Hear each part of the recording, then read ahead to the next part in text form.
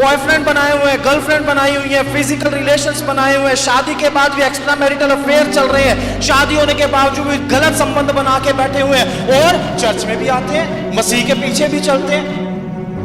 अगर ऐसा करने वाले हैं तो आपके जीवन में परमेश्वर का डर नहीं है। शैतान आपको बार बार गुप्त में पाप में गिराने की कोशिश करेगा। शैतान आपको बार बार अकेले में पाप में गिराने की कोशिश करेगा। शैतान बार बार आपके सामने परीक्षाएं लेकर आएगा। अगर आप गुप्त में भी पाप नहीं करते, मतलब साफ है, आप खुदा का भय मानने वाले हैं, और जो उसका भय मानते हैं परमेश्वर को शिरोमणि बनाता है। कुरनेलियुस नाम का एक व्यक्ति था जो एक इतालवी टुकड़ी का सूबेदार था, मतलब उसके नीचे बहुत सारे जवान थे, एक बहुत बड़ा ऑफिसर था। आमीन। एक अच्छे रैंक का ऑफिसर है और इसके बारे में बाइबल बोलती है ये भक्त था। कौन था? भक्त था, मतलब परमेश्वर की भक्ति करने वाला था। दूसरी बात बाइबल यहां बोलती है परमेश्वर से डरता था। तीसरी बात बाइबल बोलती है कि ये यहूदी लोगों को बहुत दान देता था। और चौथी बात है ये बराबर प्रार्थना करता था। आमीन। ये व्यक्ति है, इसका नाम कुरनेलियुस है, बड़े अच्छे रैंक पर है, बड़ा ऑफिसर है, और इसको शायद दुनियावी रीति से कोई कमी कोई घटी नहीं है, क्योंकि बड़ा अफसर है और इसके नीचे बड़े नौकर चाकर भी हैं। एक पूरी सेना की पलटन का ये सरदार है, इसको किसी भी चीज की कमी नहीं है। आमीन। आज लोग जब प्रभु यीशु मसीह के पास आते हैं तो बहुत सारे लोग अपने जीवन की कमियों और घटियों को दूर करवाने के लिए प्रभु की उपस्थिति में आते हैं। हम प्रभु के पास आ जाएं ताकि जो दुष्ट आत्माएं हमारे घर में सालों साल से काम करती है वो चली जाए। हम चर्च में इसलिए आए कि हमारे जीवन से दुख दूर हो जाए, हमारे बिजनेस चलने शुरू हो जाए, हम कर्जे से आजाद हो जाएं, हम बीमारी से चंगे हो जाएं, हमें भी एक अच्छा घर मिल जाए, हमारे को भी बच्चे की आशीष मिल जाए, हमारे घर में भी सुख शांति आ जाए। इसमें कोई बुराई नहीं है, हम सबके कुछ जरूरतें हैं और प्रभु का धन्यवाद हो, परमेश्वर हमारी सारी जरूरतों को पूरा करता है। आमीन।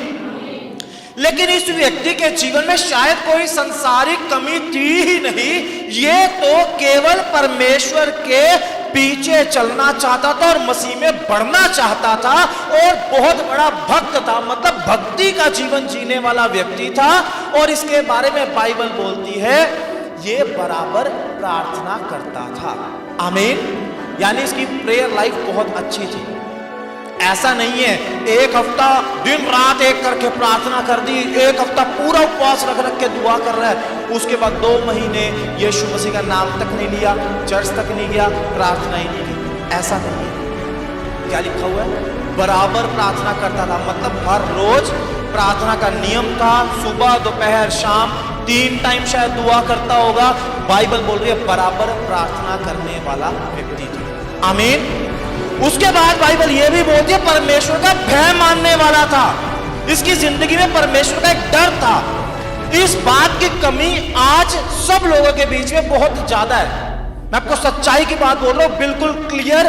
परमेश्वर से डरने वाले लोग बहुत कम हैं। दुनिया से डरते हैं, पेरेंट्स से डरते हैं, समाज से डरते हैं, परमेश्वर से डरने वाले लोग बड़े कम हैं। उदाहरण देता हूं आपको। जो व्यक्ति परमेश्वर से डरेगा वो ना तो सबके सामने पाप करेगा, ना अकेले में, ना गुप्त में पाप करेगा। समझ में आ रहा है? हालेलुया। लेकिन जो व्यक्ति परमेश्वर से नहीं डरता होगा वो क्या करेगा? वो समाज के सामने पाप करने से बचेगा। मैं बदनाम ना हो जाऊं, मुझे लोग बेकार ना बोल दें, मेरे इमेज ना खराब हो जाए, इसलिए वो क्या करेगा? वो अकेले में पाप करेगा। आज के टाइम में बहुत सारे लोग हैं, चर्च में भी आते हैं और गालियां भी खूब देते हैं। चर्च के लोगों के सामने गाली नहीं देंगे, माँ बाप के सामने गाली नहीं देंगे, लेकिन जैसे ही दोस्तों के बीच में पहुंचेंगे खूब गालियां देंगे। वो व्यक्ति अपने माँ बाप से डरता है, शायद इसलिए उनके सामने गाली नहीं देता। प्रभु के लोगों के सामने अपनी इमेज खराब होने से डरता है, इसलिए प्रभु के लोगों के सामने गाली नहीं देता। लेकिन जैसे ही अपने दुनियावी लोगों के बीच में पहुंचता है, उनके जैसा होके गालियां देनी शुरू कर देता है। परमेश्वर का डर नहीं है। परमेश्वर का डर हमें पाप से बचा लेगा। परमेश्वर का डर हमें इन चीजों से अलग कर देगा।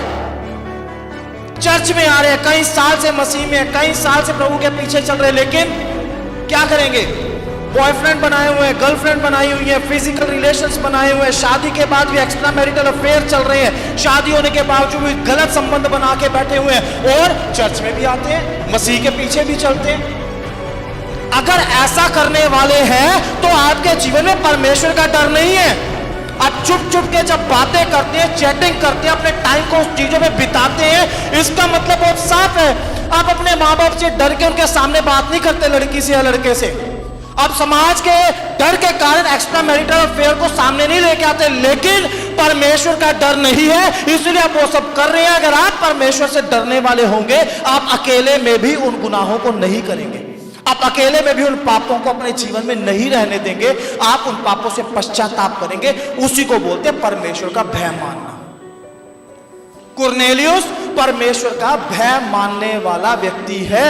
ये ना तो अकेले में पाप करता है, ना सबके सामने पाप करता है, ना गुप्त पाप इसके जीवन में, ना प्रकट पाप इसके जीवन में, पवित्रता के साथ परमेश्वर के पीछे चलने वाला है। परमेश्वर का भय मानने वाला व्यक्ति वो होता है जो मौका मिलने पे भी पाप ना करे, क्योंकि उसको पता है परमेश्वर उसको देख रहा है। यूसुफ के जीवन के बारे में अगर आप बाइबल से पढ़ोगे, उत्पत्ति की किताब के अंदर आपको उसका जिक्र मिलेगा। उस व्यक्ति को व्यभिचार का एक बहुत बड़ा मौका मिला था। जिस घर में वो नौकर था, उस घर की मालकिन ने उसके साथ जबरदस्ती संबंध बनाने की कोशिश की थी। मालिक घर पर नहीं था, उसको देखने वाला कोई नहीं, उसको रोकने टोकने वाला कोई नहीं, उसको बदनाम करने वाला कोई नहीं, लेकिन फिर भी यूसुफ ने व्यभिचार करने की बजाय जेल में ज्यादा बेहतर समझा। व्यभिचार करने से रुका। इस कारण से उसकी पत्नी ने, जो मालकिन थी, मालकिन ने उस नौकर के ऊपर, यूसुफ के ऊपर इल्जाम लगाए और उसको जेल करवा दी। 7 साल तक जेल में सड़ता रहा, लेकिन पाप में, व्यभिचार में नहीं गिरा। और उसका प्रतिफल उसको क्या मिला? वो देश का प्रधानमंत्री बन गया। आमीन। शैतान आपको बार बार गुप्त में पाप में गिराने की कोशिश करेगा। शैतान आपको बार बार अकेले में पाप में गिराने की कोशिश करेगा। शैतान बार बार आपके सामने परीक्षाएं लेकर आएगा। अगर आप गुप्त में भी पाप नहीं करते, मतलब साफ है, आप खुदा का भय मानने वाले हैं, और जो उसका भय मानते हैं परमेश्वर को शिरोमणि बनाता है। आमीन। जो उससे डरने वाले लोग हैं, परमेश्वर को उठाता है, परमेश्वर उनकी जरूरतों को पूरा करता है, परमेश्वर को ऊंचे स्थानों पर बिठाता है। लेकिन किनको? जो यहोवा के डरवैये हैं, जो परमेश्वर से डरने वाले हैं। सभी भाई बहनों को जय मसीह की। अगर आप दिल्ली या दिल्ली के आसपास रहते हैं तो आप सब जरूर आएं लिविंग ग्रेस चर्च दिल्ली में। अधिक जानकारी के लिए दिए गए नंबर पर संपर्क करें।